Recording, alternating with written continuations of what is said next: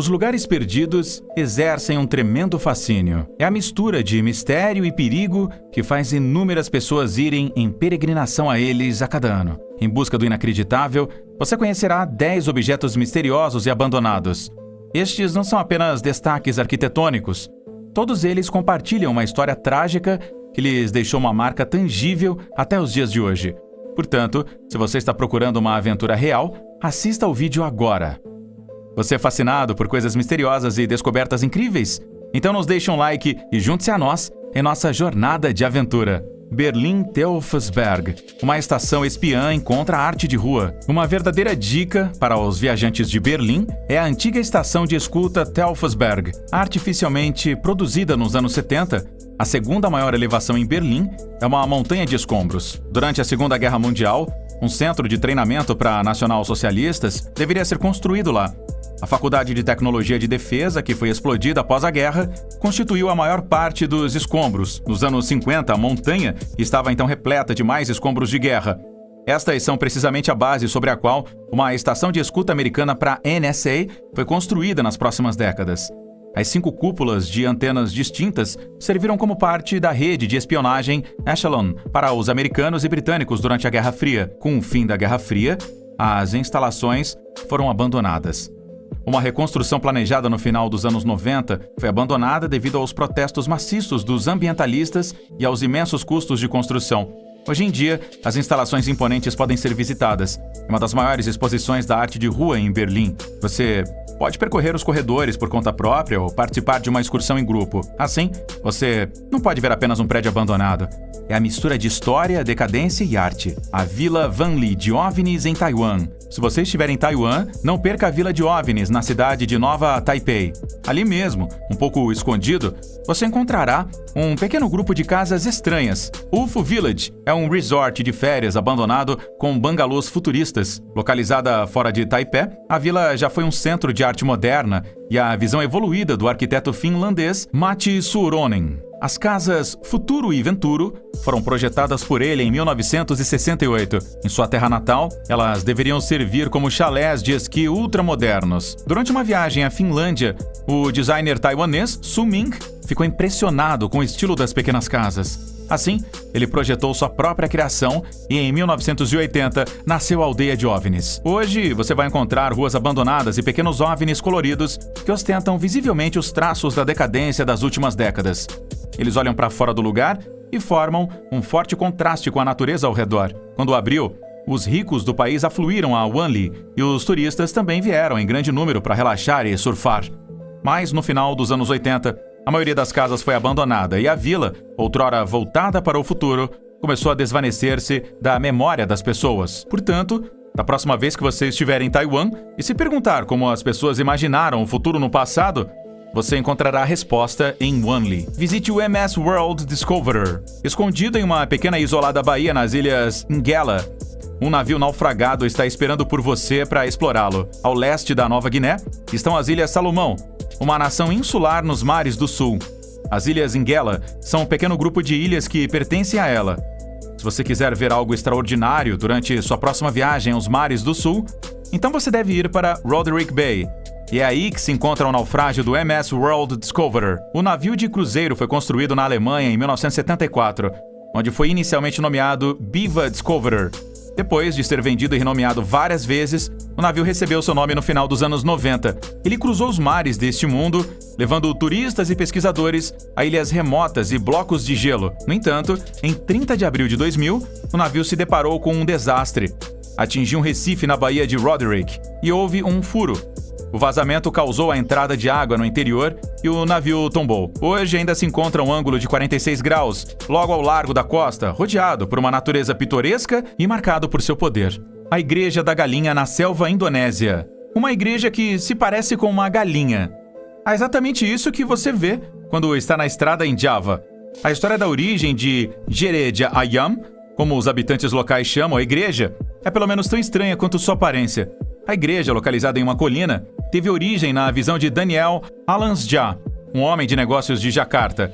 Em 1989, ele visitou a região de Magelang. De acordo com seu próprio relato, ele teve uma visão de Deus durante sua viagem. Em um sonho, o próprio Deus lhe deu a ordem de construir uma casa em forma de pomba. Ele partiu para encontrar o lugar que havia visto em seu sonho. Depois de reconhecê-la em Hammond Hill, ele comprou um terreno lá em 1990 e começou a construir a igreja. Entretanto, devido a dificuldades financeiras, os trabalhos de construção foram interrompidos. No entanto, o prédio abandonado fascina as pessoas. Todos os anos, pessoas curiosas e religiosas viajam para Java para visitar a Igreja da Galinha. De onde você acha que veio a inspiração de Alan's Jah? De Deus ou de uma refeição mal digerida? Escreva pra gente aí nos comentários abaixo. BOS 400. Nenhum naufrágio comum. Diretamente no cabo ocidental da costa sul africana, encontra-se o naufrágio do BOS 400. Você o encontrará em Duiker Point, não muito longe da Baía de Sandy. O navio industrial francês que foi naufragado em 1994 foi rebocado por um rebocador russo porque não tinha o próprio motor. Se o transporte do BOS 400 tivesse sido bem sucedido, o navio teria se tornado a maior fábrica industrial da África do Sul. Mas o deus do mar não mostrou nenhuma simpatia para com o gigante. Uma das cordas do reboque quebrou e a planta foi atirada contra a costa rochosa pelas ondas. Você ainda pode visitar o navio naufragado. Como o naufrágio está diretamente na costa, é possível vê-lo de terra. Especialmente corajosos aventureiros ousam mergulhar ao redor do antigo navio. Escreva aí nos comentários se o mergulho em naufrágio seria algo para você. Com certeza, você verá algo extraordinário. Nem todos os navios têm um guindaste com ponte e talha e um L-ponto em forma de placa.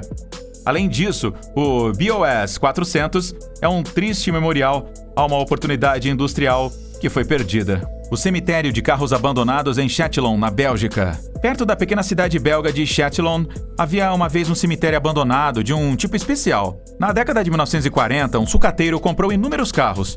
A maior parte eram marcas americanas. Ele os desmontou e colocou as carcaças ocas em vários gramados. Com o passar do tempo, foram plantadas árvores ao redor. Quanto mais altas elas cresciam, mais pálida se tornava a memória dos inúmeros naufrágios. Em algum momento, o cemitério estava no meio de uma pequena floresta. Depois que o primeiro fotógrafo descobriu o local por si próprio, ele atraiu novamente a atenção. Infelizmente, isso também atraiu a atenção das autoridades. Eles não acharam engraçado um depósito de lixo no meio da floresta e mandaram limpar o cemitério. Cerca de 200 carros foram retirados com grandes despesas e vendidos em leilão. Hoje, quase nada nos faz lembrar do antigo lugar perdido. No entanto, você ainda pode encontrar as fotos na web e elas continuam sendo bastante atrativas. A solitária torre cineira no lago Hischensee. No município de Graun, em Vinschgau, Bolzano, no sul de Tirol, você encontrará uma torre cineira muito especial. É a posição da estrutura que não é comum.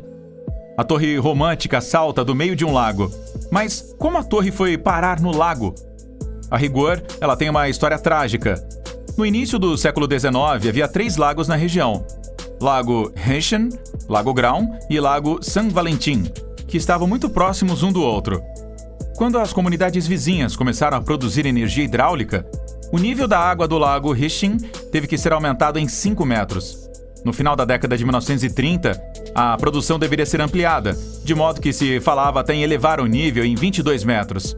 Devido à Segunda Guerra Mundial, porém, o trabalho parou.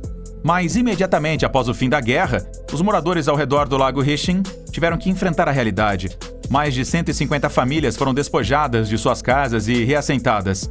O lago foi inundado de modo que se fundiu com o Lago Graun. Foi prometido aos habitantes que a comunidade inundada seria reconstruída em outro lugar. Mas ao invés de suas velhas casas, elas eram alojadas em barracos que eram rapidamente montados.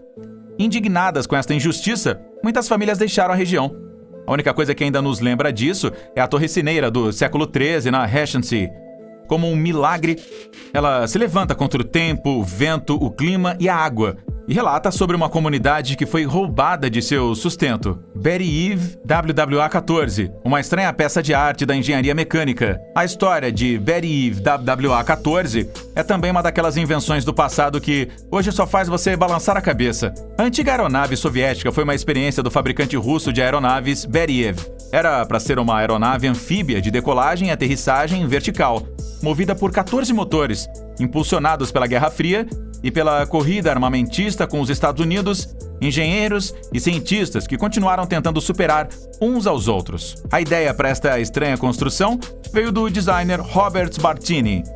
Ele deveria construir aviões antissubmarinos com a máxima eficiência e teve que apresentar 3 protótipos ao governo para isso. O Beriev WWA-14 foi uma de suas ideias. Hoje você pode se maravilhar com isso no Museu Central da Força Aérea da Federação Russa, perto da capital russa. O avião faz lembrar um pouco uma águia que passou na água e está tentando nadar. Visualmente, um míssil se encontra com as asas inclinadas que deixam você se perguntando: você acha que este dispositivo alguma vez teria se encaixado na aviação? Apenas uma coisa é clara: não há uma segunda máquina voadora como esta aí no mundo. A Vingança da Rainha Ana. O naufrágio do famoso pirata Barba Negra. O Briton Edward Teach é conhecido pela maioria das pessoas como o lendário capitão pirata Barba Negra. No final do século XVII e início do século XVIII, ele espalhou medo e terror nos oceanos do mundo, mas especialmente na costa leste da América e no Caribe. Seu navio, o Queen Anne's Revenge, ainda hoje pode ser explorado por bravos mergulhadores. Pesquisas recentes mostraram que o corsário pode ter afundado seu navio deliberadamente.